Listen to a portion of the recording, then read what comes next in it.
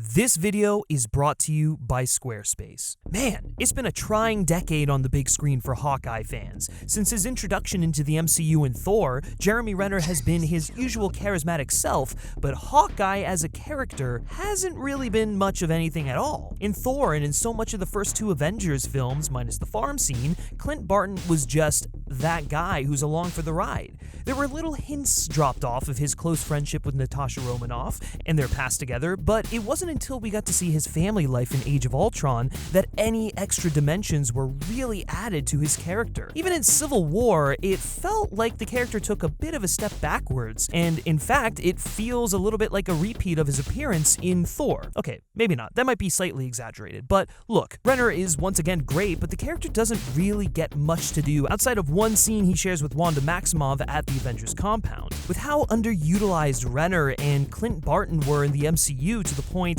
it's almost a mercy that the character doesn't appear again for another 3 years until Thanos' snap brings the worst level of tragedy upon his family in Infinity War. That final Avengers film, despite having a billion characters and storylines, despite being the end of an 11-year story, managed to also give Clint Barton a complete story of his own. From his descent into darkness as the Ronin, to being brought back to the light by Natasha, and finally being forever changed for the better by her sacrifice for the universe. As the credits rolled on Endgame, it felt like we finally understood who Clint Barton is in this universe. So where do we go from there? Well, there's one thing missing: giving Hawkeye the lead role in something, anything. Well, the holiday season is behind us, but before the new year came around, showrunner Jonathan Igla left the most important present of all under our tree, an MCU project starring Clint Barton, based off of one of the greatest Marvel comic runs of all time. Seriously, go read the Matt Fraction David Aja Hawkeye run, it's incredible. And it's one that gives an even stronger voice to the character of Clint Barton and motivations beyond, well, he's one of the good guys. With Hawkeye, the show that is, I finally feel like I've gone on an actual journey with this character, rather than feeling like he was just around for the ride. And in so doing, Clint's worth as a member of the Avengers, his subtle contributions to the MCU at large, his warmth as a father, his paternal presence away from his family, as someone who's one of us, one of the everymen, is celebrated. And it's not simply a showcase of all that is Clint Barton. No. It's an examination of how those unsung acts of heroism, even mistakes, trickle down to every other player in this fantastic series. So you know what? Grab your bow and trick arrows, get your rappel cable ready, and take aim as we dive deep into all of these reasons why Hawkeye is the long overdue MCU project that gets, well, Hawkeye. But first, there's one more thing we'll need for any good investigation of a crime syndicate: the internet. Since you become good friends with an Avenger, you're gonna want to document all the good times, hijinks, car chases that you go through together. Why not make a website to talk about everything? Luckily, Squarespace has joined the team. Squarespace is an all-in-one platform to build and expand your online presence. With Squarespace's award-winning designs, you can build an awesome website for your brand and customize every last detail with their easy-to-use interface, just like we did. FilmSpeak might not be fighting off the tracksuit mafia, but our site's weekly recaps of Hawkeye do come in the form of easy-to-read articles that look great thanks to our Squarespace design. Every Squarespace template includes a unique mobile design as well, so that users can have the same great experience with your website regardless of the size or shape of the screen they're viewing it on. And Squarespace has marketing tools and analytics that can further help you get your crime-fighting coverage to the masses. So what are you waiting for? Swing on over to squarespace.com for a free trial, and when you're ready to unleash your shiny new website onto the world, go to squarespace.com/filmspeak to get 10% off your first purchase. That's squarespace.com/filmspeak, or click the link in the description below to get 10% off your first purchase. And thank you so much to Squarespace for sponsoring this video. Now, here's the thing. Hawkeye doesn't just open with Clint the day after Endgame, going about his business and firing off arrows galore. Instead, we enter the show through the eyes of Kate Bishop, who has a brush with the seedy underbelly of New York City's criminal element and gets sent down an inevitable path that brings her face to face with her hero. Come on! You're Hawkeye. It's really smart how the show does this. Other than a couple of asides with Clint and his family, we spend the first episode getting to know Kate, her history with loss, and the ways in which Hawkeye, more so than Clint Barton, became someone for her to look up to, a symbol whose actions guide her own, provide an indirect mentorship that fills the void of her then recently deceased father she can't find from anyone else in her life. In a moment where the person who Kate admired the most was lost in the carnage of the Battle of New York, as aliens dart across the sky, wreaking death and destruction everywhere, she turned. She looks out her window and sees an ordinary man, someone who in another life could very well be her father, with a bow and arrow, the most primal tool in the human arsenal, fighting shoulder to shoulder with gods, genetically enhanced beings, and men in metal suits, performing extraordinary acts of heroism. A moment that otherwise could have turned Kate into a pseudo Bruce Wayne in Batman vs. Superman becomes a moment of inspiration and motivation. During the battle, Kate was a helpless child, someone who wasn't in control of her life or capable of saving the ones she loved, and that was the last time she would allow herself to be that way. If this mere man could stand atop a building, warding off legions of deadly monsters from another planet with nothing more than a bow and arrow, then so could she. She could take that moment of tragedy, of loss, and turn it into something positive. Something that could not only reshape her life, but could possibly prevent things like this from happening to other people as well. The worth of a hero isn't how strong they are, or how much money they have, or what family they were born into. The worth of a hero is the strength of an ordinary person to stand up and fight for what's right, use their power, resources, and vigor to make the world just a bit safer.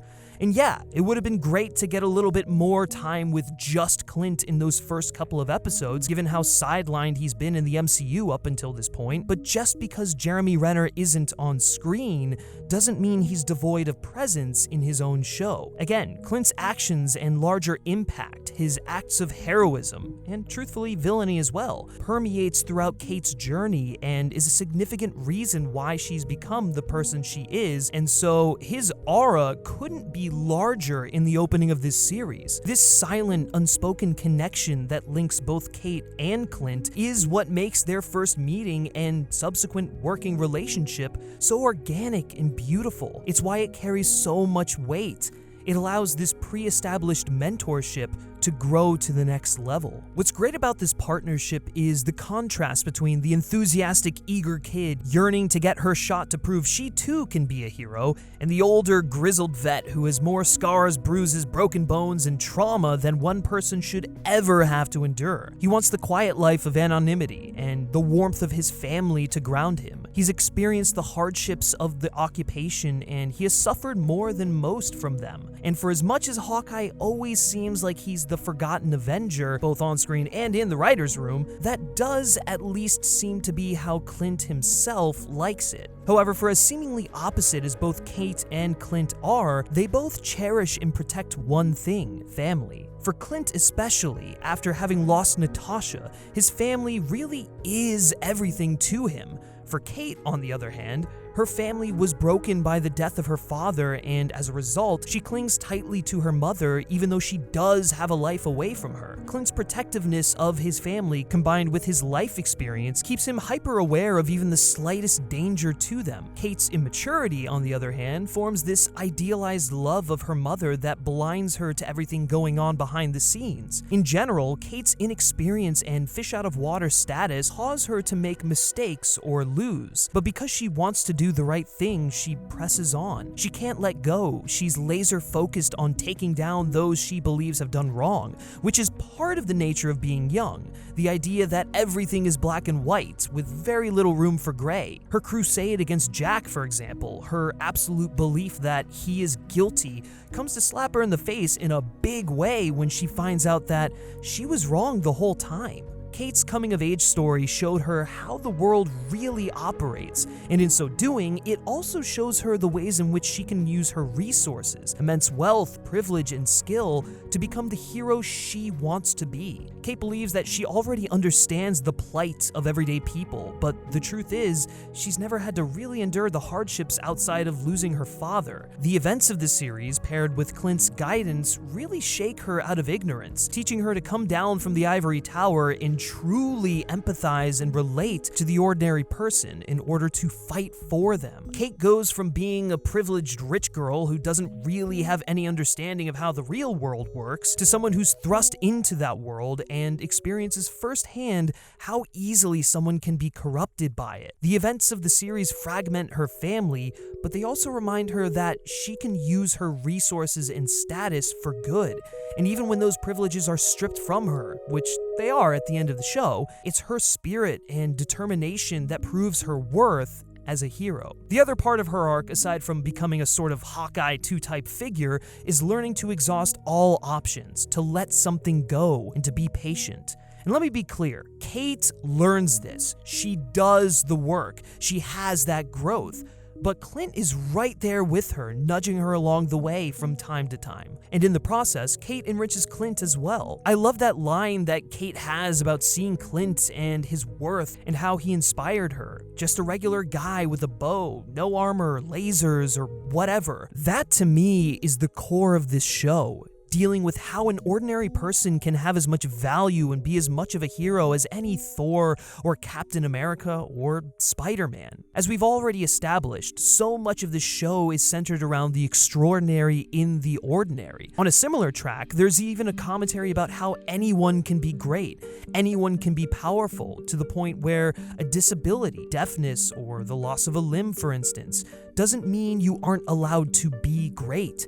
In fact, because those individuals have to work 10 times harder, the show makes the case that they may be even greater than most. So much of the show empowers those who have traditionally been portrayed as weak or even lesser than on screen. That's shown through Echo and Clint. I mean, you can even tie that into Kingpin later on, this socially awkward, oversized monster who, because society would never accept him as a normal person without passing judgment, has to overcompensate, using his physicality to assert his dominance over the system. Whereas with Echo and Clint, they use their disabilities as a strength to motivate themselves more, to make them work harder. In both of their cases, they're fighting for something more than themselves. Clint is fighting for his family, Echo for her father. Even Kate, to an extent, while not disabled, has to find her greatness in spite of not having superpowers. She has to learn to fight for what matters to her, even if she has to make the difficult choice and turn in her mom. She still fights for her salvation and safety up until the moment she can't. There's also this idea of Kate learning to know her mom as an adult rather than as a child, and that plays into her coming-of-age arc as well. Even Yelena plays into some of this, with her grief and loss being weaponized against Clint, who's dealing with the exact same loss, and with his own personal demons, whether it be his reign of terror and blood as Ronin, or the guilt he can't shake over Natasha's sacrifice. The endless loop in his head circling around the conclusion that it had to be his fault. Yelena is almost like a mirror version to Kate, in the sense that she's acting out of self-interest and vengeance because she's allowing her own feelings to control her. For Kate, she loses her father, but instead of seeking vengeance or becoming this troubled kid,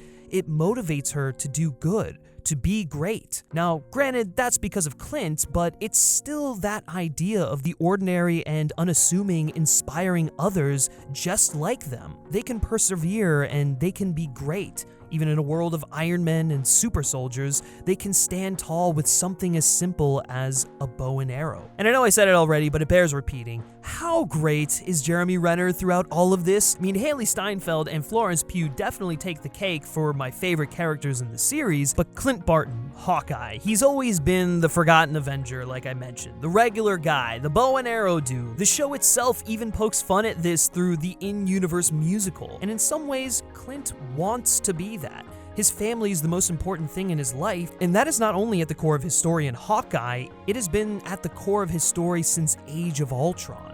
Here, Clint wants nothing more than to just spend Christmas with his family.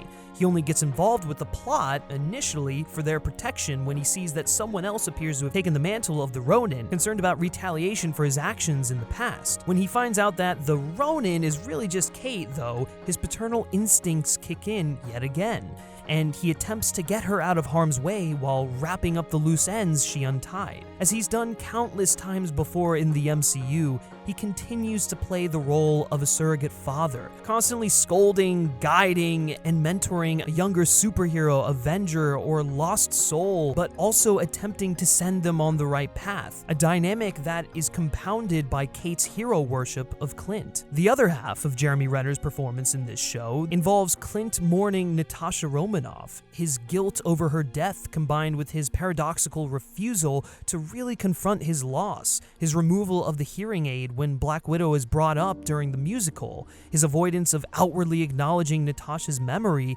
even though it's one of the primary things that guides him in this chapter of his life. The biggest consequence of Hawkeye's status in the Avengers is that Renner's ability as an actor has often been sidelined. I don't think he's truly had a vehicle that shows his full range in the depth of his ability like this show in the MCU since probably The Hurt Locker back in 2009. But because this series allows us to see deeply into Clint's psyche after losing the person he was closest to, second to only his actual family, we get nuanced and moving work across all 6 episodes. Bringing Yelena in was an absolute stroke of genius, if not the natural thing to do, because in her confrontation of Clint for Natasha's death, she inadvertently forces Clint to fully, truly open up about the fact that it really wasn't his fault that she died, that she did it to save him, and that he needs to move forward for her, and so does Yelena. Hawkeye is a show about loss, about learning to overcome loss and trauma, and how the different characters deal with it in their own way. Kate lost her dad at a young age, but was inspired by Clint, and when she loses her mom, she finds a new family in Clint and his family. Clint, haunted by the loss of Natasha and confronted by the toll of his life in the form of losing his hearing, has made an honorable effort to push forward, settling in with his family who he's just gotten back from the blip. But they've been the thing helping him live, and when he is separated from them during the holiday season, the impact on his psyche is immediately apparent. Without his wife and kids, he has nothing to distract him from Natasha. It takes his reluctantly paternal relationship with Kate and his desperate openness with Yelena to bring him back out of his darkness once again. Even Lucky, the pizza dog, sort of falls into this. Lucky only has one eye and yet manages to find joy in life and a home with Clint and Kate. Echo's loss of her hearing and leg at a young age and learning to overcome that, learning to be happy, is undone by the loss of her father, and she doesn't find peace until she gets retribution by shooting Kingpin, who I can almost guarantee is not dead. Even Kate's mom is still dealing with the loss of her husband both emotionally and financially, getting entangled in his business dealings and, consequently, criminality. She chooses the wrong path while dealing with her grief. And as for Yelena, well, she's dealing with the loss of Natasha too, at first almost becoming a victim, a slave to her loss. But it's only when Clint has the heart-to-heart with her that she manages to push through and not let her loss consume her. I think that's the other thing about Clint Barton. He's a guy who's very aware of his own failings and shortcomings as a person, and that's what he has to reconcile with and push through more than any other Avenger. In being the paternal figure he's been since Age of Ultron and his relationship with Wanda, he imparts wisdom and guidance onto those around him so they don't make the same mistakes he does, like any good parent, so they have a better life and can succeed where he previously failed. That hyper-awareness and hypocritical attitude he has is actually very refreshing to see from a hero. Oftentimes we see them blaming themselves for something that wasn't their fault, or on the other hand, they're just blissfully ignorant of their own wrongdoings and have to be shown the light by the ones around them. There's an ego factor at play. Clint doesn't have that. There's no pretense or hubris involved. He's humble and grounded. Much of that has to do with his family life, but I think the fact that he's lived a life, made a lot of mistakes, and has never sought recognition or glory shows the kind of person he is. It makes Clint Barton the perfect character to carry an MCU series, and now that he's proven that he can, I hope the next project to star Hawkeye, whether it's Hawkeye Season 2, a film, or whatever, is but a short arrow shot away.